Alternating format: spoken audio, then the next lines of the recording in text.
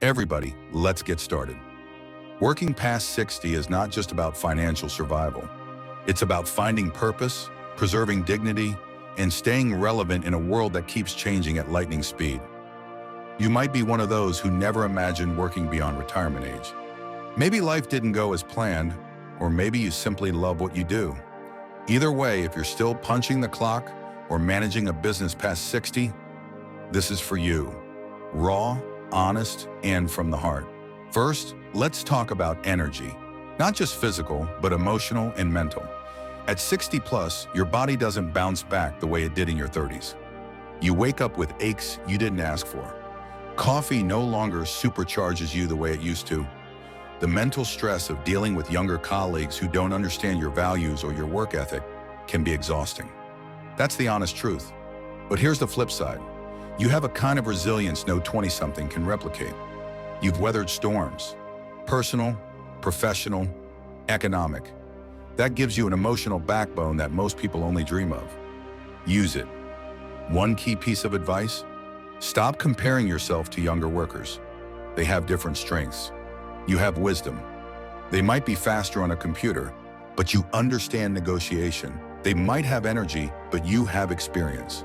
Instead of trying to keep up with them in speed, lead them in strategy. Don't get caught in the trap of trying to become them. Embrace your role as the wise one, the mentor, the tactician. Now let's be real about ageism. Yes, it's out there. Companies sometimes pass over seniors for promotions or subtly suggest it's time to step aside. But instead of fighting that head-on, outsmart it, upskill, learn the new tools, stay sharp. When you walk into a room and know both the legacy systems and the latest tech, you're not replaceable. You're invaluable. Read books, watch tutorials, ask questions, be the oldest learner in the room. That's power. Another truth, after 60, your health becomes your wealth. You can't work if you're broken. Take care of your back, your heart, your mind. Walk more, sit less, eat less sugar, drink more water. Sleep more than you think you need. Set boundaries at work. If a project needs 14 hours and your body says you can only give 8, speak up. You're not here to prove anything. You're here to preserve what matters. Also, choose purpose over prestige. At this stage in life, you don't need another title. You need to feel useful. If your current job doesn't give you that, find a way to bring meaning into your workday. Mentor a junior. Volunteer for a meaningful cause. Even if you're in a repetitive job, bring your full presence to it. Find the human connection in the ordinary moments. It might sound cheesy, but fulfillment isn't always about what you're doing. It's about how deeply you're engaged while doing it. And let's talk about money, because it's one of the main reasons many people work past 60. Here's the truth. If you're still working because you have to, you're not alone.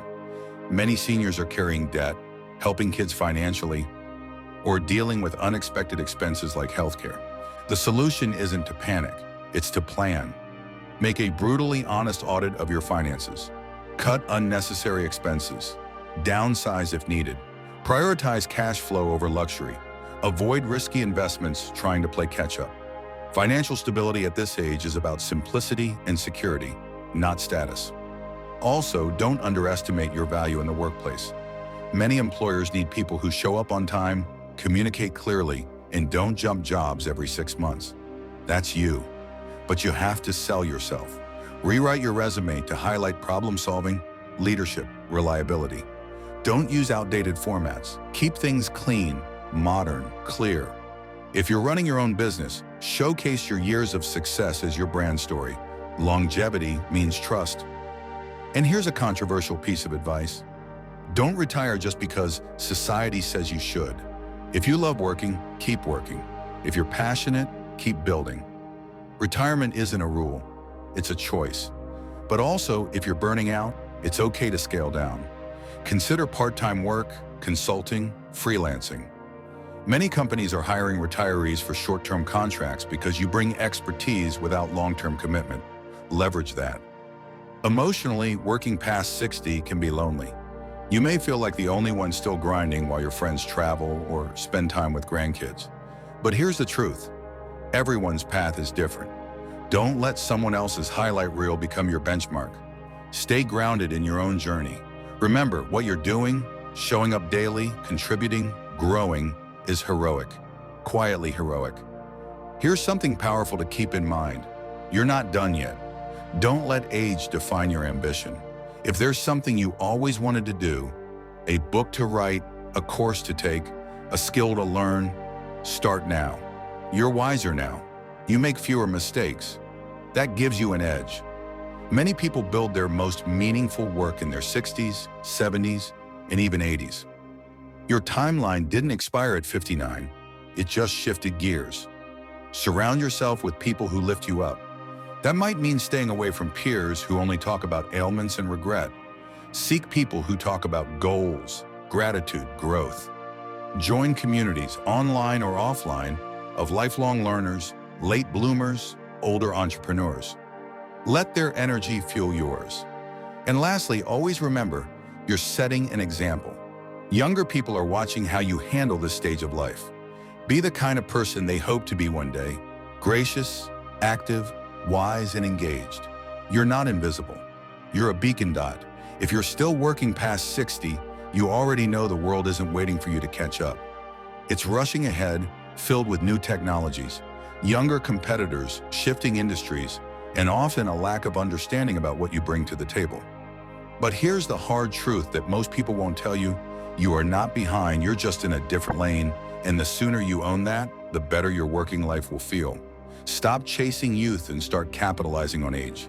Because age is a competitive advantage if you frame it right.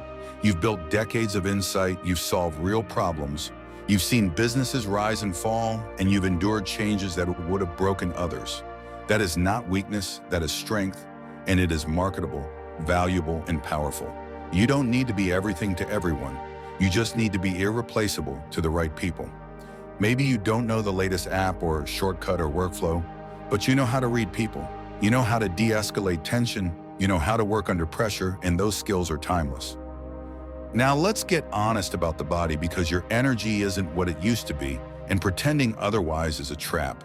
Stop ignoring the signs your body gives you if you're constantly fatigued, if your stress is making you short-tempered, if you dread every Monday you're running on fumes. You must build a sustainable rhythm of work, which means understanding the difference between tired and burnout. Tired can be fixed with sleep and diet. Burnout requires rethinking your work boundaries. Learn to say no without guilt. Learn to take breaks without apology. You've already earned your stripes. You don't need to prove your worth by overworking yourself into the ground. Give your best within your limits, not at the cost of your health. If your job doesn't allow that, then it's time to explore other paths. Consulting, freelancing, part-time roles, advisory positions, board memberships. These are all ways to stay professionally engaged without compromising your well-being. You may think it's too late to shift gears, but that's a lie fed by fear and routine. People in their 60s have started businesses, written books, built communities, launched podcasts, and taught others from their lived experiences. The reason they succeed isn't because they were lucky, it's because they let go of shame and started asking better questions like, what can I teach? What can I offer? What problem can I solve? If you're not working for survival but for stimulation, even better, because then you can choose work that feeds you, not just work that pays you. Maybe you love fixing things. Maybe you love guiding people. Maybe you love creating. If you work with your hands, keep building. If you work with your heart, keep giving. If you work with your mind, keep writing, speaking, mentoring, sharing. There's a hunger out there for real experience, real mentorship, real character, and that's exactly what you've cultivated over decades. Now, on the emotional side, let's be blunt. Loneliness can creep in even if you're surrounded by people in the workplace. Because when you're older and still working, you sometimes feel like an outsider. Your colleagues talk about their weekend parties or their kids, and you think about your medical appointments or how your back hurts after a long day. That divide can make you feel invisible. Don't retreat. Make the effort to connect, not just down but across and up too. Share your stories, not as lectures but as wisdom wrapped in humility. Offer support without expecting admiration. You'll be surprised how many people crave depth but don't know how to ask for it. And if no one at work gets you, build community outside of it. Volunteer, join local clubs. Attend meetups with people who are navigating the same stage of life. Staying socially connected is just as critical as staying financially afloat. Now let's address the inner voice, the one that tells you you're too old, that you missed your window, that you should have done things differently. Silence that voice with daily acts of courage. Wake up with purpose, dress with intention, speak with clarity. Don't wait for permission to be great, because your greatness isn't tied to your age, it's tied to your mindset. Every morning, ask yourself, what can I still do better? What haven't I mastered yet? What part of my story still needs writing? You're not in the epilogue of your life, you're in a new chapter, and you get to decide the tone, the pace, the impact. But that requires focus, so audit your distractions. If you spend hours scrolling through social media, comparing yourself to other people's curated retirement lives, you'll fall into despair. Instead, curate your own space, your own success, your own satisfaction. Choose your input wisely, read books that challenge you, listen to podcasts that grow you, follow thinkers that respect age and promote vitality. If you want to keep working past 60, you need a brain that is hungry, a body that is cared for, and a heart that is open. You also need a practical plan, not just wishful thinking. Sit down once a month and ask hard questions. Am I spending too much? Am I saving enough? Is this job giving me peace? Am I growing? If the answer is no, don't panic, adjust. A small pivot is better than no movement. Don't wait for a crisis to make a change. Be proactive, not reactive. Life after 60 isn't about winding down. It's about shifting gears. It's less about hustle, more about harmony, less about competition, more about contribution. Your value lies in your presence, your poise, your patience. You can't be rattled by small things anymore. That calmness is rare and needed in every workspace.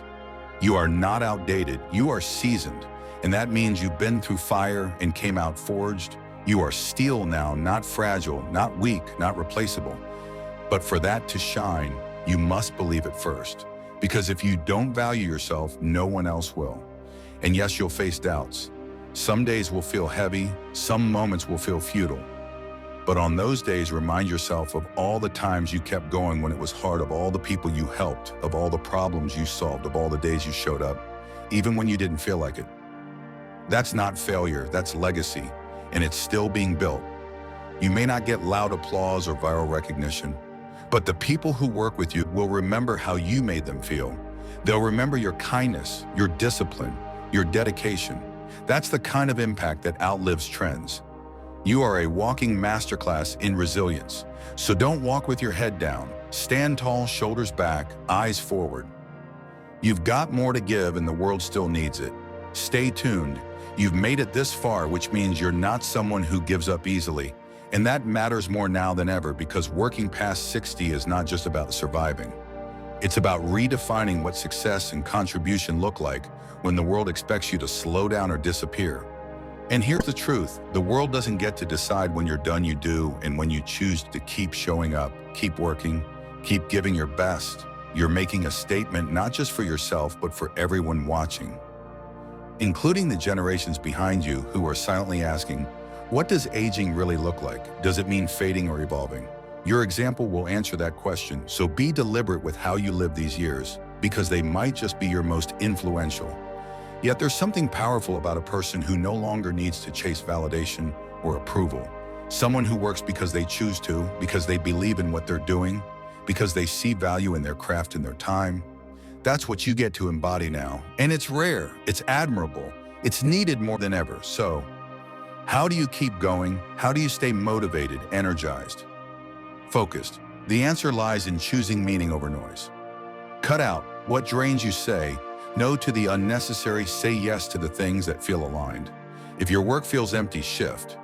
And if it's lost its spark, reignite it. If it's run its course, release it.